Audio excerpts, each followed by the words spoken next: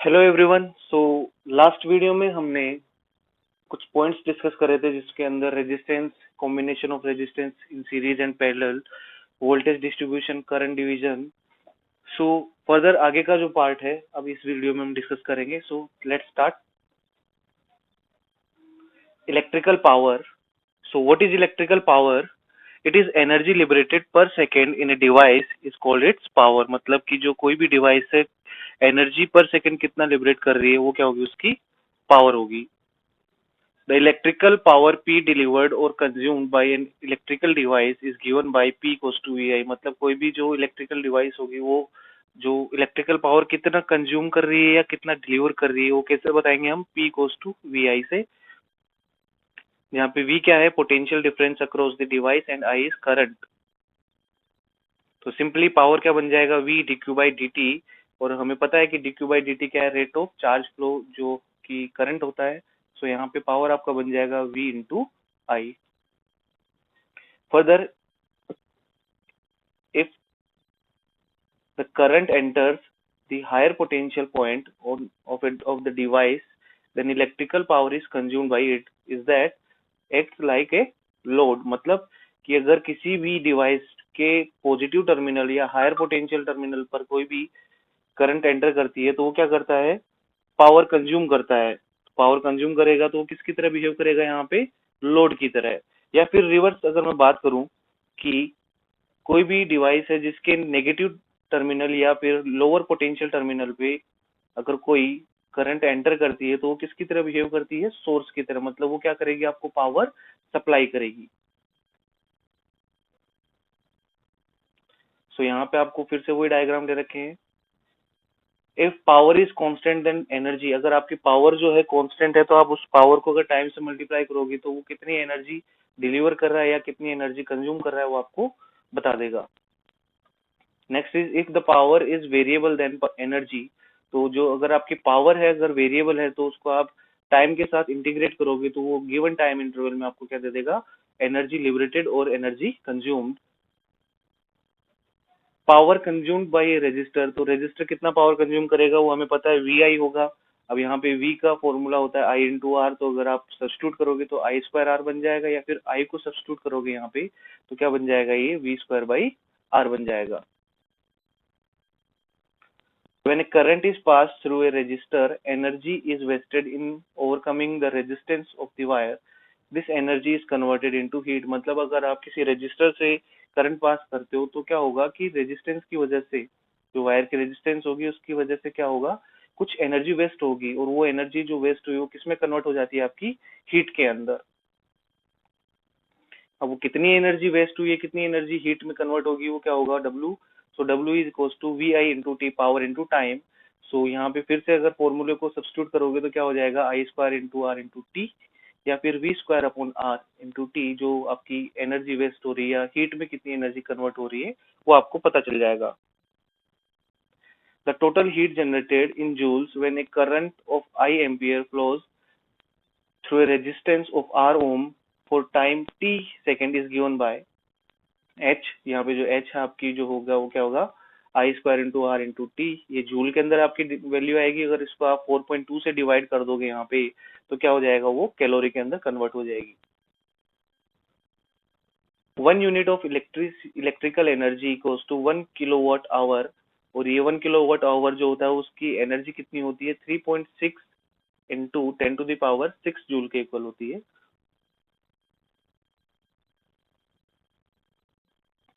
फिर एक एग्जांपल आपके पास, if rating of a bulb is 100 watt and 220 volt, then determine the resistance of filament, current through the filament.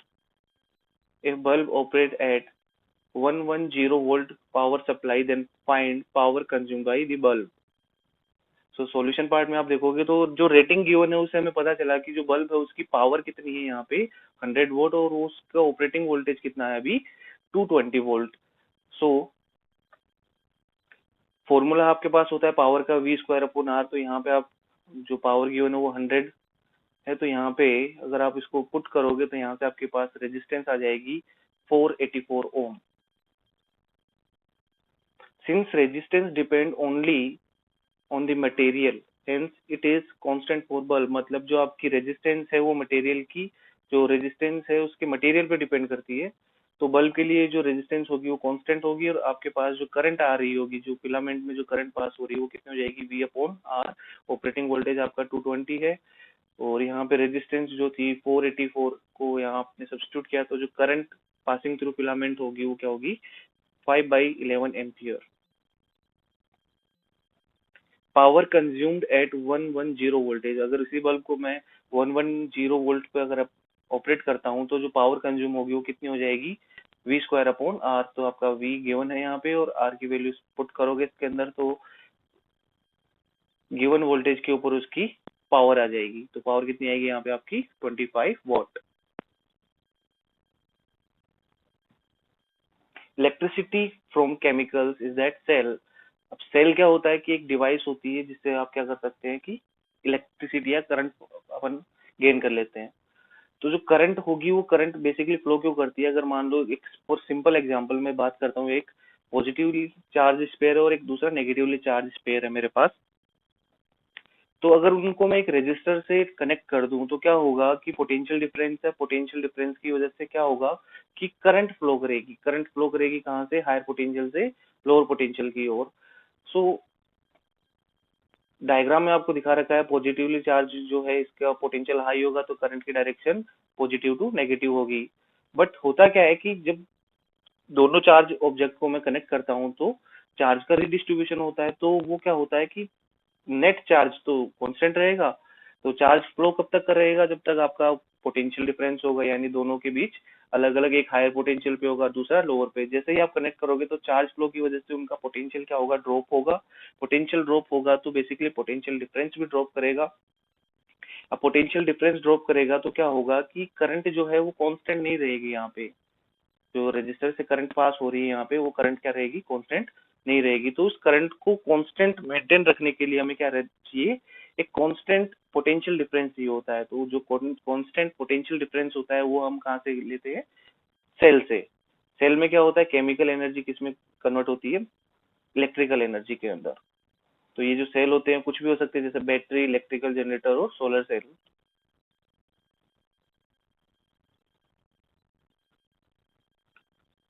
Cell के बारे में आप बहुत सी बातें आप केमिस्ट्री में पढ़ते हैं, तो आप वहाँ पे कंसिडर करना है इस चीज को। जो हमें काम का था कि सेल क्या काम में आता है कि कांस्टेंट पोटेंशियल डिफरेंस मेंटेन करने के लिए काम में आता है। फिर बात करते हैं इंटरनल रेजिस्टेंस की। So what is internal resistance, the potential difference across a real source in a circuit is not equal to the EMF of the cell. मतलब एक सर्किट के अंदर जो पोटेंशियल डिफरेंस होता है वो ईएमएफ के इक्वल नहीं होता सेल के लिए। उसका रीजन क्या होता है कि जब यहाँ पे चार्ज फ्लो करते हैं इलेक्ट्रोलाइट के थ्रू, तो वो क्या करते हैं, रेजिस्टेंस फील करते हैं। The reason is that charge moving through the electrolyte of the cell encounters resistance, मतलब वो एक रेजिस्टेंस फील करते हैं, और उसी रेजिस्टेंस को आप क्या बोलते हैं, इंटरनल रेजिस्टेंस ऑफ सोर्स। फिर बात करते हैं internal resistance of a cell depends on, first the distance between electrodes, मतलब इलेक्ट्रोड्स के बीच में डिस्टेंस के ऊपर भी डिपेंड करता है। Second, area of electrodes. Third is concentration of electrolyte basically, and fourth is temperature of electrolyte. तो जो रिलेशन आपको यहाँ पे गिवन है कि किसके अकॉर्डिंग इंटरनल रेजिस्टेंस उसकी सेल की चेंज होगी। फिर एक आपके पास एग्जांपल है, what is the meaning of 10 ampere hour. So solution part में आप देखोगे तो it means if 10 ampere current is withdrawn then the battery will work for 1 hour. So अगर आप 10 एम्पियर करंट एक्सट्रैक्ट कर रहे हो सेल से तो वो 1 आवर के लिए वर्क करेगी। अगर 1 एम्पियर कर रहे हो तो वो कितने आवर के लिए वर्क करेगी, 10 आवर के लिए। सिमिलरली अगर हाफ एम्पियर करंट एक्सट्रैक्ट कर रहे हो, विड्रॉ कर रहे हो, तो क्या करेगी वो 20 आवर के लिए वर्क करेगी। तो इस बेसिकली इस टर्म को समझना कि ये क्या बोलना चाह रहा है। नेक्स्ट देखते हैं इलेक्ट्रोमोटिव फोर्स, ईएमएफ जिसे शॉर्टकट में बोलते हैं। तो ईएमएफ क्या होता है, डेफिनेशन फर्स्ट आपकी ये है कि electromotive force is the capability of the system to make the charge flow, मतलब चार्ज को फ्लो करवाने की कैपेबिलिटी जो होती है वो क्या होती है, ईएमएफ होता है। सेकंड डेफिनेशन आपके पास, it is the work done by the battery for the flow of 1 coulomb charge from lower potential terminal to higher potential terminal inside the battery.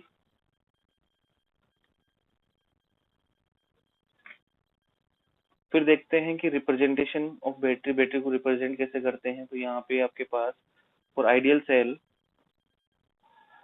अब आइडियल सेल होगा तो उसमें क्या होगा, हीटिंग इफेक्ट नहीं होगा। Heating effect नहीं है मतलब उसकी इंटरनल रेजिस्टेंस कितनी है आपकी, 0। सो मीन्स नॉर्मली जो आप आइडियल सेल को रिप्रेजेंट करते हो इस तरीके से करते हैं, उसका एक टर्मिनल हाई पोटेंशियल पर होता है, दूसरा वाला लो पोटेंशियल पे होता है। Non ideal cell, non ideal cell की बात करें तो उसमें क्या होता है, जैसे आइडियल सेल में इंटरनल रेजिस्टेंस नहीं होती, उसी तरीके से क्या होता है, नॉन आइडियल सेल के अंदर एक रेजिस्टेंस होती है। वो रेजिस्टेंस क्या करती है, हीटिंग इफेक्ट एनकाउंटर करती है। सो सिंपली जो नॉन आइडियल सेल है उसके अंदर एक इंटरनल रेजिस्टेंस होगी और वो एक आइडियल सेल की तरह ईएमएफ भी लेके रहेगा। तो इस तरीके से हम क्या करते हैं, एक नॉन आइडियल सेल को रिप्रेजेंट करते हैं।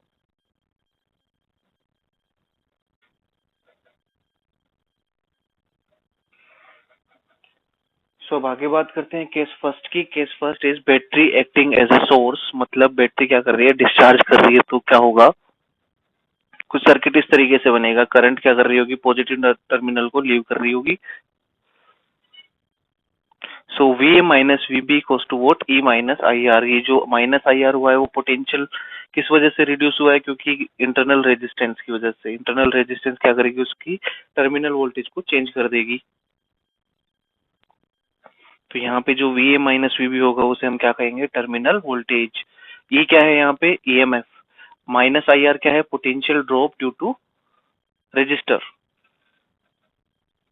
The rate at which the chemical energy of cell is consume, मतलब कि जो केमिकल एनर्जी के कंज्यूम होने की जो रेट है वो क्या हो जाएगी, ई into I. The rate at which heat is generated inside the battery और सेल, मतलब सेल के अंदर जो हीट डेवलप होगी वो रजिस्टर की वजह से होगी। रजिस्टर की वजह से रेट ऑफ हीट जनरेटेड क्या हो जाएगा आपका, आई स्क्वायर इंटू आर। मतलब जो पावर जो होगी जनरेट होगी वो क्या होगी, I square into R. Electrical power output क्या हो जाएगा, ई आई। तो क्या होगा, जब सेल क्या होगा, आइडियल होगा। अब यहाँ पे नॉन आइडियल केस है तो क्या हो जाएगा, इसमें से आउटपुट रिड्यूस हो जाएगा, किसकी वजह से, इंटरनल रेजिस्टेंस की वजह से। तो कितना रिड्यूस होगा, आई स्क्वायर इंटू आर। तो यहाँ पे इलेक्ट्रिकल पावर आउटपुट कितना हो जाएगा, E I minus I square into R. Case second आपका, when battery is acting as a load और बैटरी इज चार्जिंग। तो ध्यान रखना, जब battery as a source behave करेगी तो उसकी क्या होगी, डिस्चार्जिंग होगी। और जब battery as a load behave करेगी तो बैटरी क्या हो रही है, चार्ज हो रही है।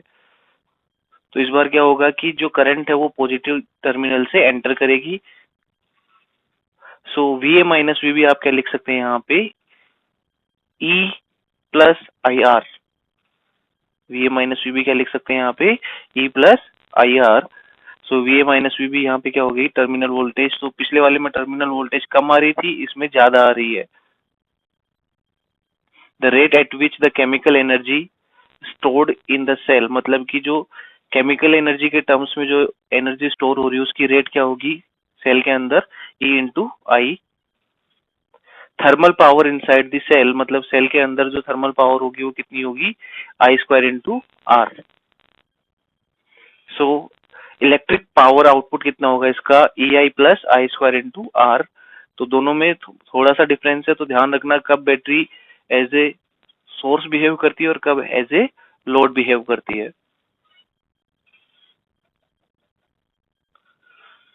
Definition 3, electromotive force of a cell is equal to the potential difference between the terminals when no current is passing through it। मतलब कि जो सेल के जो टर्मिनल्स है उनके बीच का पोटेंशियल डिफरेंस ही क्या होगा, ईएमएफ होगा। कब, जब उसमें से कोई करंट पास नहीं कर रही होगी। Case third, when cell is open in, when cell is in open circuit, मतलब आपका जो सेल है वो क्या है, वो एक ओपन सर्किट सर्किट के अंदर है। तो वहां पे करंट क्या होगी, जीरो होगी। क्यों, क्योंकि जो ओपन सर्किट है उसकी रेजिस्टेंस कितनी होती है, infinite. So V equals to E. तो यहाँ पे जो वोल्टेज होगा वो क्या हो जाएगा, ईएमएफ के इक्वल। So open circuit terminal voltage difference is equal to EMF of the cell. तो ओपन सर्किट में आप बोल सकते हो कि जो टर्मिनल वोल्टेज होगा या टर्मिनल वोल्टेज डिफरेंस जो होगा वो क्या होगा आपका, ईएमएफ के इक्वल होगा सेल के लिए। Case fourth, short circuiting. तो शॉर्ट सर्किटिंग का मतलब क्या है कि सर्किट के अंदर कोई भी दो पॉइंट को आप डायरेक्ट कंडक्टिंग वायर की हेल्प से अगर आप कनेक्ट कर देते हो तो वो क्या हो जाते हैं, शॉर्ट सर्किट हो जाते हैं। Two points in electric circuit directly connected by a conducting wire is are called short circuited.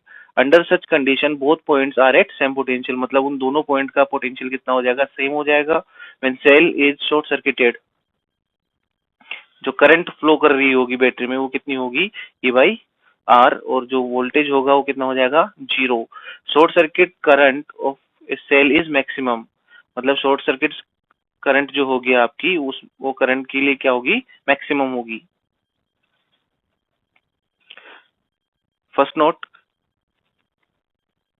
The potential at all points of a wire of zero resistance will be same, मतलब zero resistance वाले जो wire होगा conducting wire उसके ऊपर सभी point के ऊपर क्या होगा, पोटेंशियल आपका सेम रहेगा। Second point, earthing.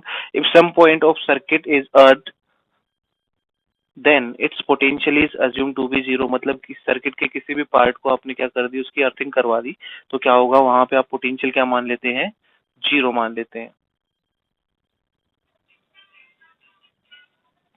Relative potential basically एक कंसेप्ट है जिसमें आप क्या करते हैं, अपने कन्वीनियंट के हिसाब से आप किसी भी रेफरेंस पॉइंट को अज्यूम कर लेते हैं और उसको बोल देते हैं कि ये जीरो पोटेंशियल वाला है, और उसके रेफरेंस में बाकी के पॉइंट का आप पोटेंशियल फाइंड कर लेते हैं। तो सेम वही कहानी है। While solving the electric circuit, it is convenient to choose a reference point and assigning it voltage as zero, then all other potentials are measured with respect to this point. This point is also called the common point, मतलब इसको अपन क्या बोलते हैं, common point भी बोलते हैं।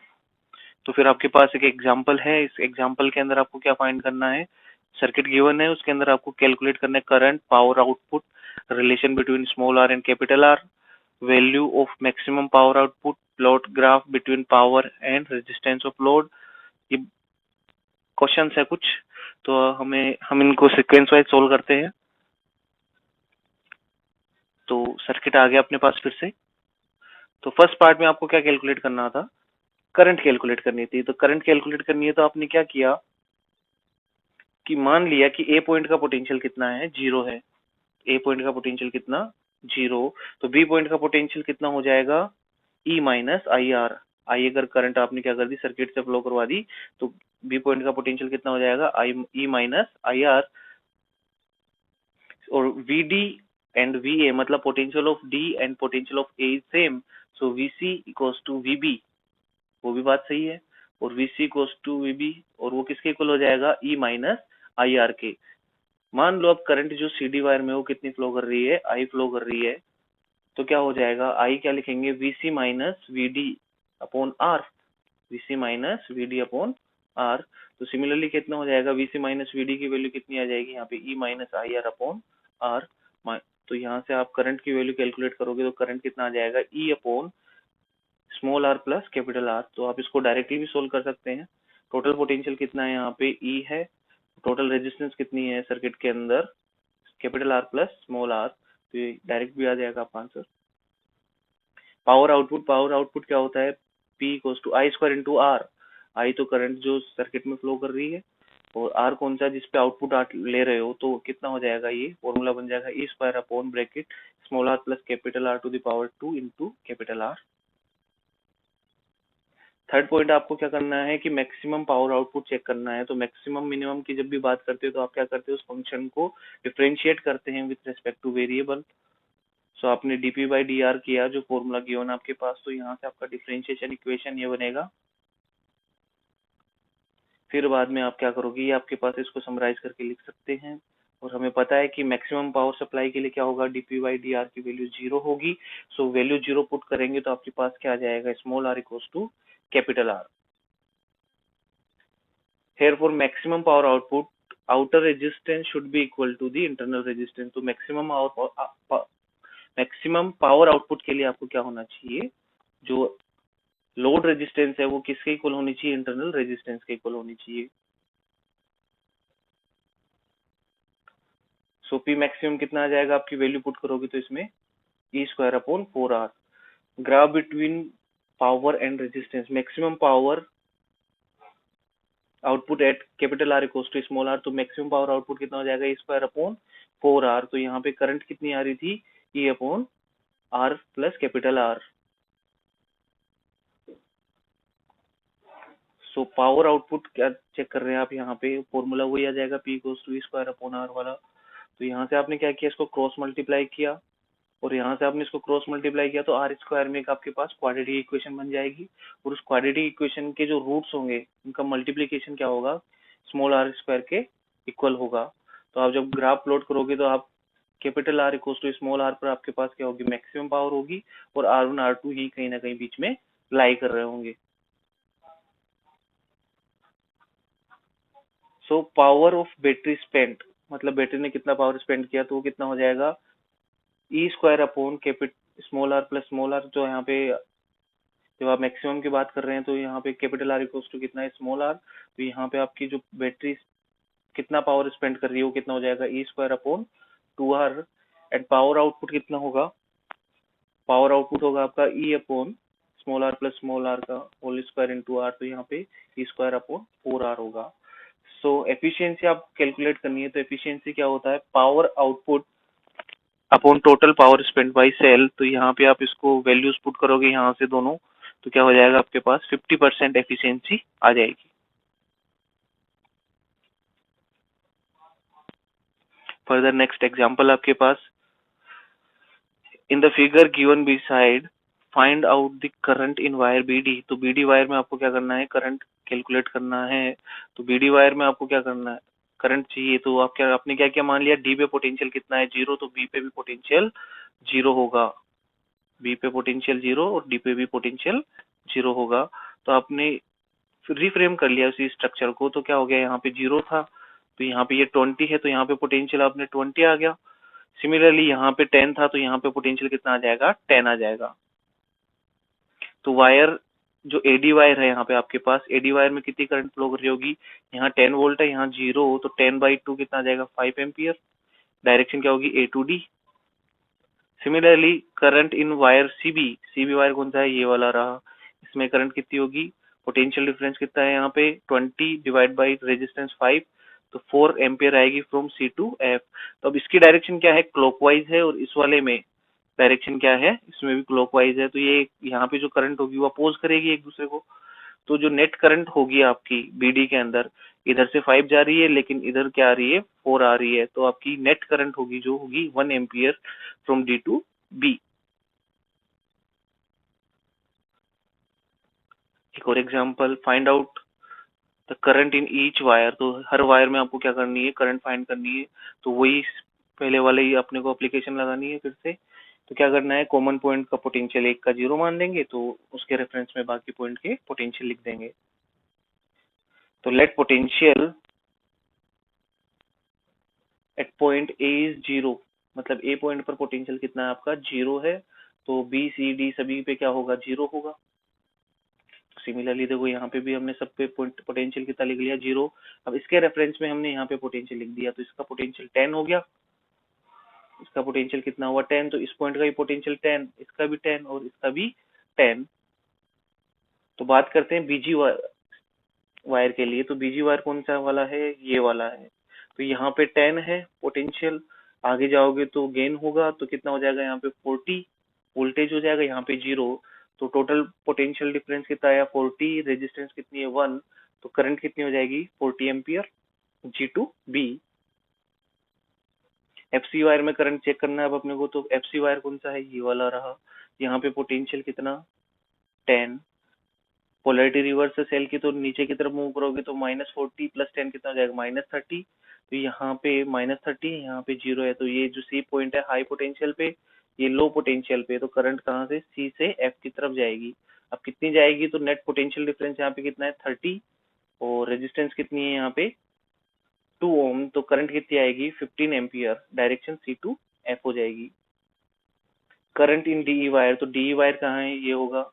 अब D wire में ये जीरो है, यहाँ पे 10 था तो इधर मूव किया तो अगेन लॉस आ रहा है पोटेंशियल में 50 का। तो 10 माइनस 50 तो कितना हो जाएगा -40, और यहाँ पे 0, तो पोटेंशियल डिफरेंस इस वायर के लिए कितना हुआ इस रजिस्टर पर 40 वोल्ट का, और रेजिस्टेंस कितनी है इसकी 2 ओम, तो यहाँ पे आप 40 डिवाइड बाई 2 करोगे तो 20 एम्पियर करंट आ जाएगी आपकी, D2E आ जाएगी। फिर आप आगे current in wire AH wire के अंदर आप करंट कैलकुलेट करोगे तो सभी के लिए क्या करोगे आप जंक्शन लो लगा सकते हो, बट कोई दिक्कत नहीं। अब यहाँ पे आपके पास क्या होगा, पोटेंशियल डिफरेंस है तो आप करंट कैलकुलेट कर सकते हो। ये जो जंक्शन लो है आपको आगे वाले कंसेप्ट में आने वाला है, तो आप इसको वहां पढ़ के दोबारा इसको अटेम्प्ट करने की कोशिश करना।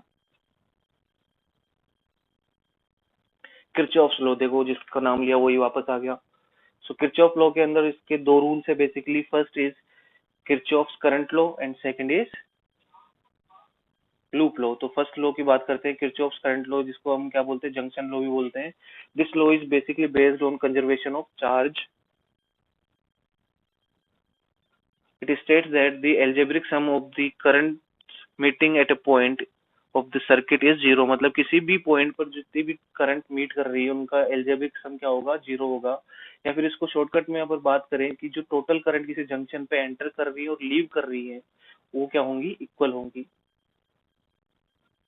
तो यहाँ पे जो फॉर्मूले टाइप में लिख रखा है कि टोटल करंट एंड जो एंटर कर रही है यहाँ पे, और टोटल करंट यहाँ पे जो आउटगोइंग है, it is also known as KCL. तो इसे शॉर्टकट में बहुत फेमस नाम है, केसीएल नाम से बोलते हैं इसको। फिर नेक्स्ट है आपके पास एग्जांपल। एग्जांपल में आपको क्या करना है, find the relation between current I1 I2 I3 I4 I5 and I6। आपके पास ये डायग्राम गिवन है यहाँ पे, तो केसीएल के अकॉर्डिंग सोल्व कर ले इसको। टोटल एंटरिंग करंट कौन कौन सी है यहाँ पे, यहाँ से I1 से स्टार्ट करते हैं। तो I1 एंटरिंग है तो इसको पॉजिटिव ले लिया, जो आउटगोइंग है उसको नेगेटिव ले लेंगे। तो I1 plus I6 plus I5 minus I4 minus I3 plus I2। तो देखो यही होगा I1 plus I2 plus I5 plus I6। तो ये तो एंटरिंग करंट है जो एंटर कर रही है, और ये लीव कर रही है 3 और 4, तो ये नेगेटिव हो गई। तो उनका टोटल सम हमने क्या किया, जीरो कर दिया। तो इस तरीके से अपने पास रिलेशन आया, ये तो एंटरिंग करंट हो जाएगी और ये आउटगोइंग करंट हो जाएगी। तो ये वही फॉर्मूला वापस वैलिड हो गया। फर्दर एक और एग्जांपल आपके पास, कैलकुलेट क्या करना है, ईच वायर में करंट कैलकुलेट करनी है। तो इस बार क्या करना है आपको कि मान लिया कि ई जो है वो हायर पोटेंशियल पे है, कुछ भी मान सकते हैं इसका पोटेंशियल, अपने को पता नहीं। अगर इसका पोटेंशियल पता चल जाए तो आप क्या कर सकते हो, जो भी आपके पास वायर्स हैं सब में आप करंट कैलकुलेट कर सकते हैं। तो बहुत इजी रहेगा। अगर मैं ए पॉइंट का पोटेंशियल जीरो मान लूँ तो इसका भी जीरो, इसका भी जीरो, ए बी सी तीनों का कितना हो जाएगा, जीरो हो जाएगा। और इस ई पोटेंशियल का, ई पॉइंट का हमने पोटेंशियल मान लिया एक्स। तो जंक्शन लो लगाए इसके अंदर, तो मान लिया इसके अंदर टोटल करंट क्या है, आउटगोइंग करंट मान लेते हैं कि यहीं से जा रही सारी करंट, तो उनका सम कितना करना है, जीरो। तो ये आपके पास इक्वेशन हम जो सर्किट है हमने फिर से बना लिया यहाँ पे। तो यहाँ से इसको बनाने में तो ऐसा बन रहा है, लेकिन अगर आप फॉर्मूले में अगर पुट करोगे तो मान लिया अपन ने क्या करा कि हर सारी की सारी करंट कहाँ से जा रही है, यहीं से जा रही है। तो देखो यहाँ पे x माइनस 10, मतलब इस पॉइंट से बाहर कर दी मैंने करंट, तो x minus 10 upon 1 plus x minus 30 upon 2 plus x minus 14 upon 2 equal to 0। तो ये आया कहाँ से, मैंने बोल दिया कि ये पॉइंट है x, यहाँ से करंट एक गई इधर, कहाँ गई, इधर, यहाँ इधर जाएगी तो क्या होगा कि ये वाली करंट कितनी हो जाएगी, ये x है, इसका पोटेंशियल 10 है, तो potential difference x minus 10 divide by 1। Similarly यहाँ पे कितना हो जाएगा, x माइनस 30 डिवाइड बाई 2, और यहाँ पे कितना हो जाएगा x minus minus 14 divide by 2। तो यहाँ टोटल करंट हमने लिख दी जीरो, तो यहाँ से x की वैल्यू आई आपके पास 4, सॉरी x की वैल्यू आई यहाँ पे 9। तो जो करंट है EF वायर के अंदर, EF वायर कौन सा है, ये वाला EF वायर में करंट चेक करेंगे अपन, तो कितनी आएगी 10 minus 1, 10 minus 9 upon 1, 10 minus 9 upon 1 equals to 1 ampere from F to E। अगर मैं उल्टा करूं इसको तो कितना आ जाएगा, 9 माइनस 10 अपॉन 1, तो क्या हुआ कि करंट की वैल्यू नेगेटिव आ रही, नेगेटिव होती नहीं, मतलब जो डायरेक्शन हमने मानी है उसके जस्ट अपोजिट होगी। करंट इन बीई, तो बीई में करंट निकालना है तो 30 माइनस 9/2 कितना आ जाएगा, 10.5 एम्पियर आ जाएगा direction B to E. And similarly current in DE कितना हो जाएगा, 9 माइनस माइनस 14/2, तो 11.5 ampere from E to D.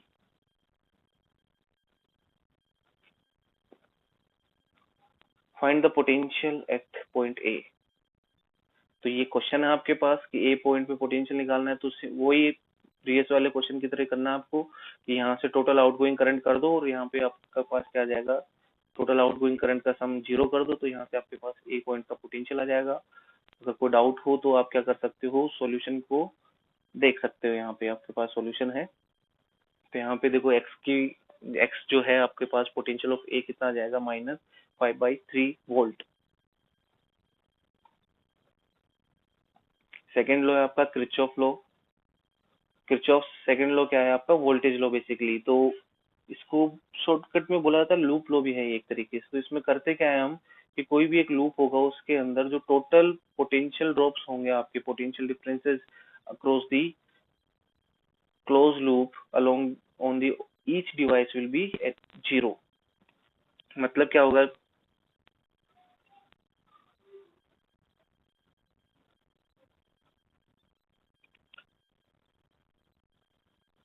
Second is Kirchhoff, second law of Kirchhoff is Kirchhoff's voltage law, loop law जिसे बोलते हैं हम। तो यहाँ पे क्या होगा कि the algebraic sum of all the potential differences along A close loop is 0।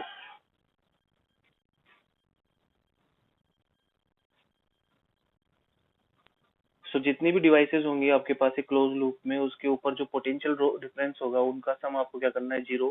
तो इसमें गए यहाँ पे, तो यहाँ पे पोटेंशियल कितना है, -V1, इस वाले में -V2, यहाँ पे V3, यहाँ पे -V4, इन टोटल का सम क्या कर दिया हमने, 0। तो यहाँ पे आपके पास एक इक्वेशन आ जाएगी। बॉक्सेस में कंटेन रजिस्टर और बैटरी और एनी अदर एलिमेंट लीनियर और नॉन लीनियर, समझ रहे हो। तो यहाँ पे लीनियर और नॉन लीनियर में क्या होगा कि कुछ भी हो सकता है, जैसे कि मान लो कैपेसिटर लगा दिया या फिर इंडक्टर लगा दिया। तो इसे हम शॉर्टकट में क्या बोलते हैं, केवीएल भी बोलते हैं। गाइडलाइंस एंड साइन कन्वेंशन, ये बहुत इंपॉर्टेंट है, तो ध्यान रखना इसमें क्या करना है।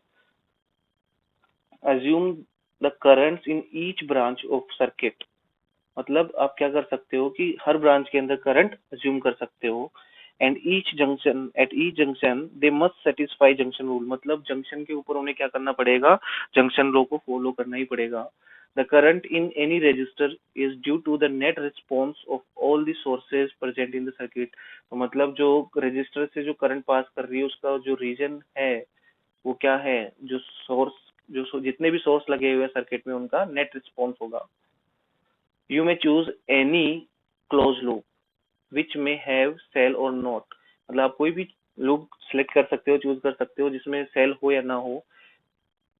But for a circuit having only one cell, choose a close loop which include the cell, मतलब अगर सेल सिर्फ एक ही सेल लगा हुआ है सर्किट के अंदर, तो आपको क्या करना है, एक क्लोज लूप सिलेक्ट करना है जिसके अंदर सेल इंक्लूडेड हो। फिर बात करते हैं इनकी। The potential drop across any resistor in direction of flow of current can be taken as negative and positive for reverse direction of current, मतलब आप करंट की डायरेक्शन में जाओगे तो आपको पोटेंशियल क्या मिलेगा, ड्रॉप होगा, तो आप वहां पे पोटेंशियल क्या करोगे, नेगेटिव कर दोगे। और अगर करंट के अपोजिट डायरेक्शन में आओगे तो आपके पास पोटेंशियल गेन होगा, तो वहां पे आप पोटेंशियल क्या लिख दोगे, +IR। The potential drop across any capacitor is taken as negative from its positive plate to its negative plate and positive for reverse sense। मतलब क्या हुआ कि यहाँ पे अगर आप कैपेसिटर के लिए जा रहे हो तो जो पहली जो प्लेट आ रही है उसके अपोजिट साइन का आपको पोटेंशियल ड्रॉप लिखना होगा। मतलब जैसे कि इस वाले में लेफ्ट टू राइट जाओगे तो आपको पहली जो फर्स्ट जो प्लेट आ रही है उस पर +Q चार्ज है, तो आपको कितना लिखना पड़ेगा यहाँ पे, पोटेंशियल ड्रॉप -Q/C। लेकिन अगर यहाँ पे राइट से लेफ्ट में जाओगे तो आपको कौन सी प्लेट विजिबल होगी सबसे पहले, वो माइनस क्यू चार्ज वाली प्लेट होगी। तो यहाँ पे जो पोटेंशियल ड्रॉप होगा वो रिवर्स मतलब उल्टा लिखना पड़ेगा। तो कितना हो जाएगा, प्लस क्यू बाई सी। या फिर आप इसको शॉर्टकट में भी याद रख सकते हो कि जो पोटेंशियल ड्रॉप लिखना है वो कैसे लिखोगे कैपेसिटर के लिए, जो प्लेट लीव कर रहे हो उसी के साइन का, जो प्लेट लीव कर रहे हो उसी के साइन का आपको करना है।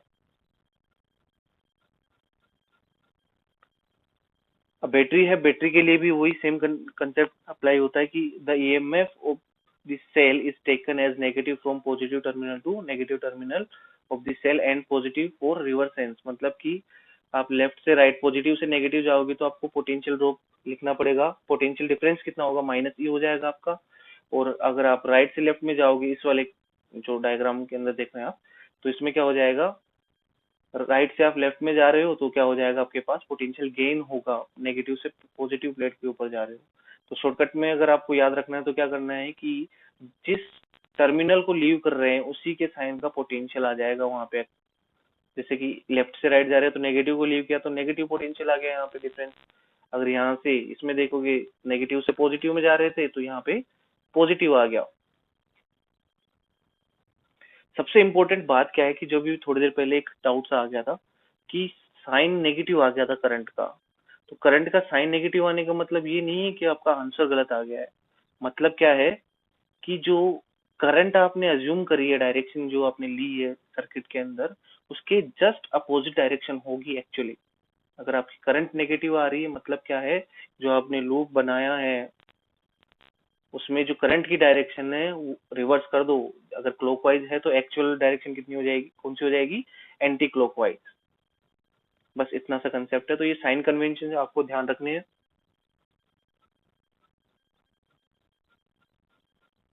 फिर आपके पास एक एग्जांपल है, तो आपको सर्किट दे रखा है, इसके अंदर आपको क्या कैलकुलेट करना है, find current in the circuit. तो बहुत इजी क्वेश्चन है ये तो ये तो आप कर लोगे। आपको क्या करना है, वही करना है, पोटेंशियल ड्रॉप्स लिखते जाना है। तो यहाँ ए पॉइंट से अगर आप स्टार्ट कर रहे हो तो ए से आपने स्टार्ट किया तो क्या लिखोगे, देखो यहाँ पे पोटेंशियल ड्रॉप करंट की डायरेक्शन में जा रहे हैं तो ड्रॉप क्या होगा, नेगेटिव होगा, तो -3 आई। यहाँ पे पॉजिटिव को लीव किया तो +30, यहाँ पे फिर से -2 आई, फिर यहाँ नेगेटिव को लीव किया तो -15, फिर -i हो जाएगा, फिर यहाँ पे +20, फिर -4i एंड -10। तो यहाँ पे आप सम करोगे और उसकी वैल्यू जो करंट की जो वैल्यू आएगी यहाँ पे वो कितनी आ जाएगी, 2.5 एम्पियर। एक और एग्जांपल अपने पास, find the current in each wire applying only Kirchhoff's voltage law. तो आपको क्या करना है, सिर्फ किरचॉफ्स लॉ अप्लाई करना है। तो आपको करना क्या है इसके अंदर, ये आप सेल्फ प्रैक्टिस के लिए है कि आपको दो करंट मान लेनी है दोनों लूप में अलग अलग। एक में मान लिया आपने क्या है कि I1 है, दूसरे में आपकी क्या है I2 है, और आपको पोटेंशियल ड्रॉप्स लिखने हैं दोनों के लिए। तो दो इक्वेशन बनेगी आपके पास, दो वेरिएबल्स होंगे, तो आपके पास क्या हो जाएगी, सोल्व करोगे तो I1 और I2 दोनों आ जाएंगे। तो आपके पास करंट थ्रू ईच ब्रांच आपके कैलकुलेट कर लोगे। फिर ये self test, basically self test में इसलिए डाल रहा हूँ ताकि आपको प्रैक्टिस में कोई दिक्कत ना हो। और अगर कोई भी इन क्वेश्चंस के रिगार्डिंग कोई डाउट हो तो आप मुझे डिस्क्रिप्शन के अंदर वीडियो सॉरी स्क्रीनशॉट पोस्ट कर सकते हैं, या फिर आपको वहाँ पे नंबर प्रोवाइड हो होंगे तो इंस्टा या जो भी है अकाउंट उनके ऊपर आप मुझे फॉरवर्ड कर सकते हैं। तो ये बेसिकली 7 क्वेश्चन है आपकी सेल्फ प्रैक्टिस के लिए है, इसके अंदर आपको आंसर्स भी लगा के रखे हैं यहाँ पे। तो आप प्रैक्टिस करना है इनकी, अगर कोई डाउट हो तो आप पूछ लेना। Which electrical elements are connected in series. तो आपको क्या फाइंड करना है कि कौन कौन से इलेक्ट्रिकल डिवाइसेज है, एलिमेंट्स है जो सीरीज में कनेक्टेड है। तो यहाँ पे आप देखो तो ये कॉमन है। तो कॉमन वाला क्या होता है, ना तो सीरीज में होता है ना ही पैरेलल में होता है किसी के साथ। तो क्या करेंगे कि जो कॉमन वाला है वो तो छोड़ देंगे। तो यहाँ पे S1 S2 R1 and R3 तो क्या हो जाएंगे, सीरीज में हो जाएंगे। दूसरे वाले लूप में देखोगे तो ये और ये तो सीरीज में है बट इसके साथ नहीं है ये सीरीज में। तो क्या हो जाएगा, S3 एंड R4 क्या हो जाएंगे, सीरीज में हो जाएंगे, बट डिफरेंट वाली सीरीज, सेम सीरीज में नहीं। फर्दर एक और एग्जांपल आपके पास 3 बल्ब्स हैं, B1 B2 एंड B3, उनकी रेटिंग्स दे रखी है आपको तीनों की। तो आपको कैलकुलेट क्या करना है, find the current through the each bulb and which bulb will give more light, मतलब सबसे ज्यादा ब्राइट बल्ब कौन सा होगा वो कैलकुलेट करना है आपको यहाँ पे। सो हमें पता है कि सबसे पहले कि जो सीरीज में है तो करंट तो सेम फ्लो कर रही होगी। सीरीज कॉम्बिनेशन में आपको बताया था मैंने रेजिस्टेंस वाले में कि करंट क्या रहती है वहां पे, सेम रहती है, तो इसमें से करंट सेम रहेगी। अब थोड़ी देर पहले हमने डिस्कस किया था रेजिस्टेंस ऑफ फिलामेंट, तो यहाँ पे वही बात है कि बल्ब की रेजिस्टेंस आएगी अलग अलग। तो फर्स्ट वाले के लिए R1, दूसरे वाले के R2 एंड थर्ड वाले की R3। तो यहाँ पे जो R1, R2 और R3 है वो यहाँ पे इस तरीके से आप कैलकुलेट कर सकते हैं। करंट आपको चाहिए तो करंट चाहिए तो आपके पास सप्लाई वोल्टेज कितना है 200 वोल्ट, और टोटल रेजिस्टेंस यहाँ से आप R1 plus R2 plus R3 लिख सकते हो इजीली। तो यहाँ जो ईच बल्ब से जो करंट पास कर रही होगी कितनी हो जाएगी 200 upon R1 plus R2 plus R3। तो उनको जब आप सोल्व करोगे तो आपके पास करंट की वैल्यू आएगी 1/14 एम्पियर। बात करनी है कि कौन सा बल्ब ज्यादा ब्राइट होगा या कौन सा बल्ब ज्यादा चमक रहा होगा। तो R3 सबसे ज्यादा है, हमें पता चल गया कि R3 क्या है, सबसे ज्यादा है, क्योंकि यहाँ पे डिवीजन में देखो बहुत छोटा अमाउंट है सबसे। तो R3 is greater than R1 and greater than R2। तो हमें पता है कि करंट तो सेम है, तो पावर जो ज्यादा कंज्यूम करेगा वो उतना ही ज्यादा ब्राइट होगा। तो पावर कौन कंज्यूम करेगा ज्यादा, जिसकी रेजिस्टेंस सबसे ज्यादा होगी। तो रेजिस्टेंस यहाँ सबसे ज्यादा किसकी है, R3 की। तो सबसे ज्यादा ब्राइट कौन होगा, R3 वाला बल्ब, मतलब B3 क्या होगा, सबसे ज्यादा लाइट दे रहा होगा। उसके बाद में कौन आएगा, R1, फिर उसके बाद में R2 वाला bulb.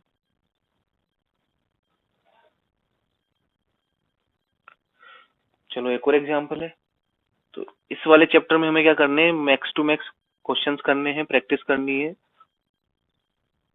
Find equivalent resistance and current in each, sorry, the current in each resistance.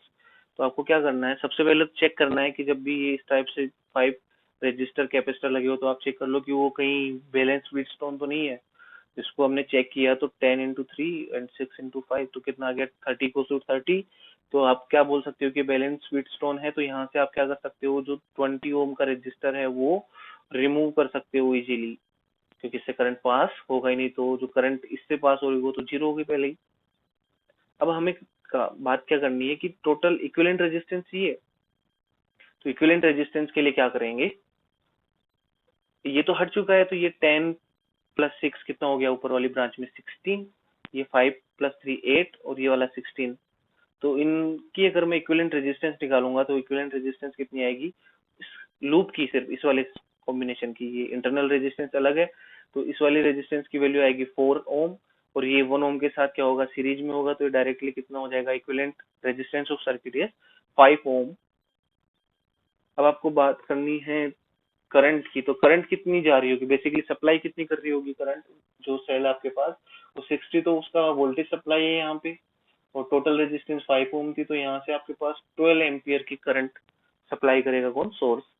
तो इसके बाद में आप डिस्ट्रीब्यूट कर सकते हो करंट्स को, क्योंकि आपको मैंने पहले बता रखा है। तो जो रेजिस्टेंस 10 और 6 ओम है वो सीरीज में है, तो इसमें से सेम करंट जा रही होगी। 5 और 3 भी क्या है, सीरीज में है, तो इसमें से भी सेम करंट जा रही होगी। 20 वाले का जीरो हम पहले बता ही चुके हैं, और 16 वाले में से भी 3 एम्पियर करंट जा रही होगी। आप इसको प्रैक्टिस करना कि करंट डिस्ट्रीब्यूट कैसे हुई। फिर से एक और सेल्फ टेस्ट। तो सेल्फ टेस्ट को भी आप अटेम्प्ट कीजिएगा, कोई डाउट हो तो पूछ लेना। ये 6 क्वेश्चंस हैं, तो वीडियो को पॉज करके आप क्वेश्चंस देख सकते हो। फिर है grouping of cells. Grouping of cells मतलब कि जो सेल है आपके पास उनकी ग्रुपिंग कैसे कर सकते हैं। तो ग्रुपिंग बेसिकली दो टाइप से होती है, सीरीज एंड पैरेलल। मिक्स भी होती है, पर मिक्स अभी हम ध्यान नहीं देंगे। सो सेल इन सीरीज, तो सीरीज के अंदर अगर आपके ग्रुप करेंगे सेल को तो क्या होगा, इस टाइप से कुछ बनेगा। ये अलग अलग ईएमएफ और इंटरनल रेजिस्टेंस के सेल हैं, तो उनको हम इक्विवेलेंट एक सिंगल सेल के में कन्वर्ट कर सकते हैं। तो यहाँ पे इसको हमने लिख दिया E equivalent and R equivalent. So equivalent EMF, right EMF with polarity, मतलब क्या है कि जो पोलैरिटी है उसके साथ में लिखना है। तो सीक्वेंस अगर सेम है तो सेम सीक्वेंस में रखना, अगर किसी की भी एक की भी हमने पोलैरिटी रिवर्स कर दी तो उसको अपोजिट पोलैरिटी में ऐड करना, मतलब नेगेटिव साइन के साथ। तो यहाँ पे सभी सेम सीक्वेंस में है, तो इक्विवेलेंट ईएमएफ कितना आ जाएगा यहाँ पे, E1 + E2 + and so on En। And equivalent internal resistance, तो जितने भी सेल उनकी इक्विवेलेंट रेजिस्टेंस कितनी हो जाएगी, R equivalent equals to R1 plus R2 plus and so on R N तक। क्लियर? सो नेक्स्ट आपका जो कंसेप्ट है, if n cells each of EMF E are arranged in series and if R is internal resistance of each cell, मतलब कि EMF वाले बहुत सारे जो n सेल्स हैं आपके पास, n सेल हैं, उनको आपने सीरीज के अंदर कनेक्ट कर दिया, जिनकी इंटरनल रेजिस्टेंस सभी की कितनी है, आर ओम जो भी है। तो यहाँ पे आपको क्या करना है कि तो टोटल ईएमएफ कितना हो जाएगा, टोटल ईएमएफ आपका ऐड हो जाएगा क्योंकि सभी सेम पोलैरिटी में है, तो n इंटू ई हो जाएगा EMF. So current in the circuit कितनी हो जाएगी, I equals to N E upon capital R plus small r into N. ये देखो, ये सर्किट आपने यहाँ कैपिटल आर ऐड कर दिया, तो यहाँ पे टोटल रेजिस्टेंस कितनी हो जाएगी, n R into capital R, n R plus capital R.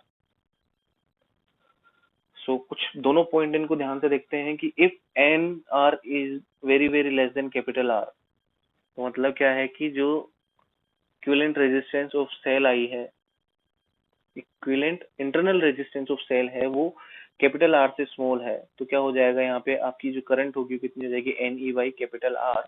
और इस टाइप की जो अरेंजमेंट होगा, कॉम्बिनेशन होगा सीरीज वाला, उसको हम एडवांटेजेस बोलते हैं कि हाँ ये फायदेमंद है। और अगर मान लो कि जो सेल्स की जो आपके पास नेट इक्विवेलेंट इंटरनल रेजिस्टेंस है वो क्या है, बहुत ज्यादा है, किससे, एक्सटर्नल रेजिस्टेंस से, ये जो कैपिटल आर है उससे, तो उस कंडीशन में करंट कितनी हो जाएगी, capital E by small r. और ये बहुत स्मॉल करंट होगी, बहुत स्मॉल करंट होगी, तो क्या होगा कि ये जो कॉम्बिनेशन है वो फायदे वाला नहीं है, नॉट एडवांटेजियस।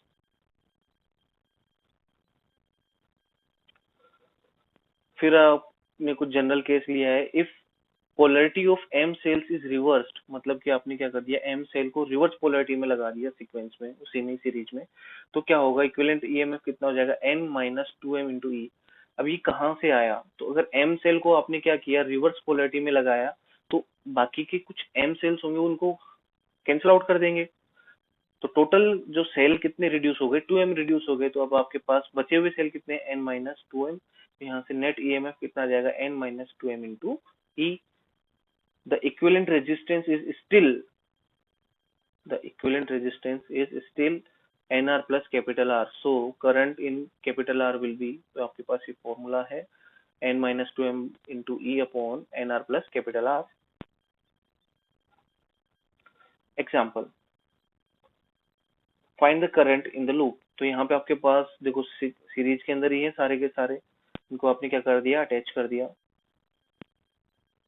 तो आपको करना क्या है, सबसे पहले सिंप्लीफाइड वर्जन फाइंड करना है इसका, तो सिंप्लीफाइड करोगे इसको तो क्या हो जाएगा, ये देखो यहाँ पे 40, फिर ये अपोजिट में है, ये अपोजिट में है, ये इसके साथ, तो क्या करेंगे आप, एक को पॉजिटिव लेंगे तो रिवर्स पोलैरिटी वाला नेगेटिव हो जाएगा।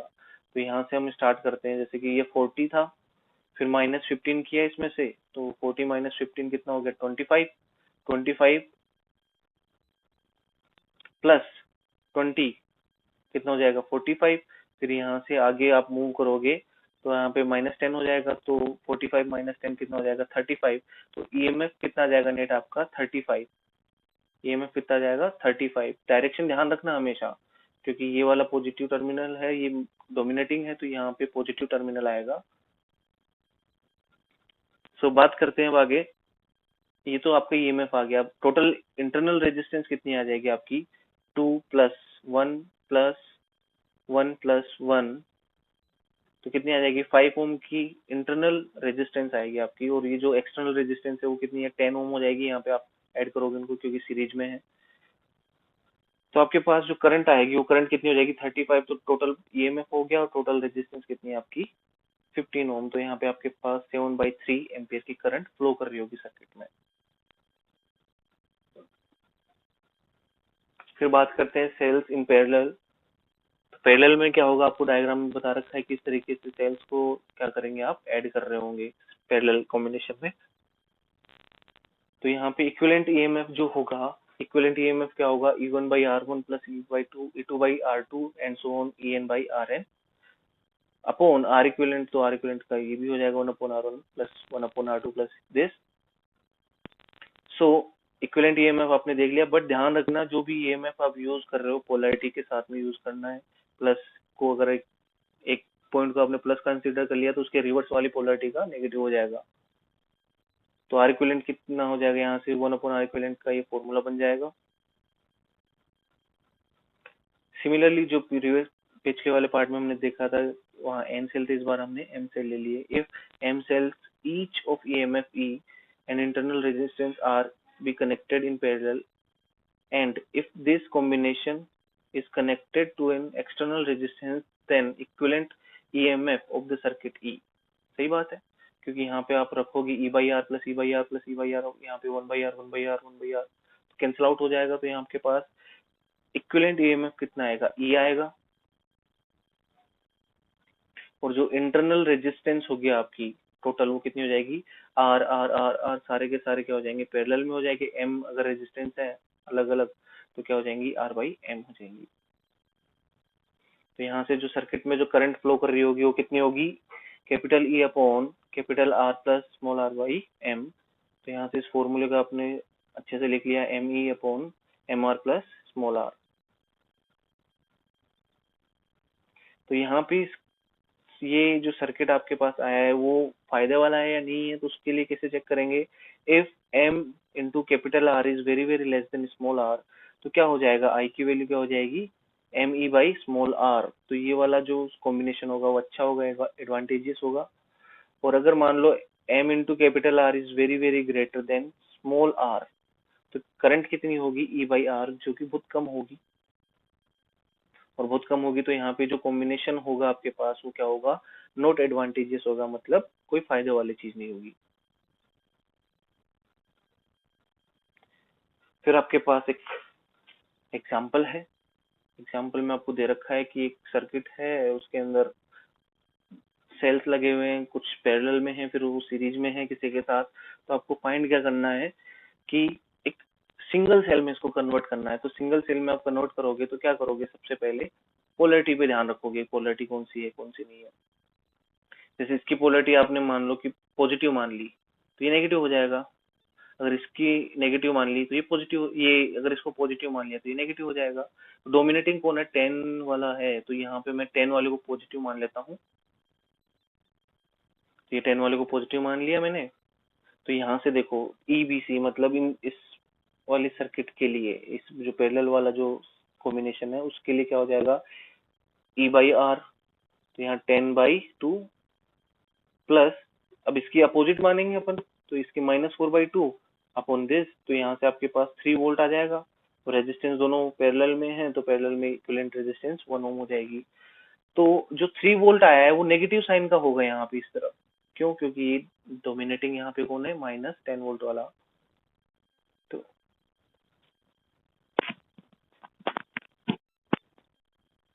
तो इसको आगे हम कन्वर्ट करेंगे और भी सिंप्लीफाइड फॉर्म में, तो क्या हो जाएगा, ये इस तरीके से हो जाएगा।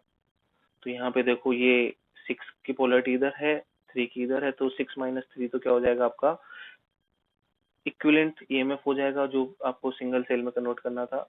और उसकी रेजिस्टेंस कितनी हो जाएगी, 1 + 1 2 हो जाएगी।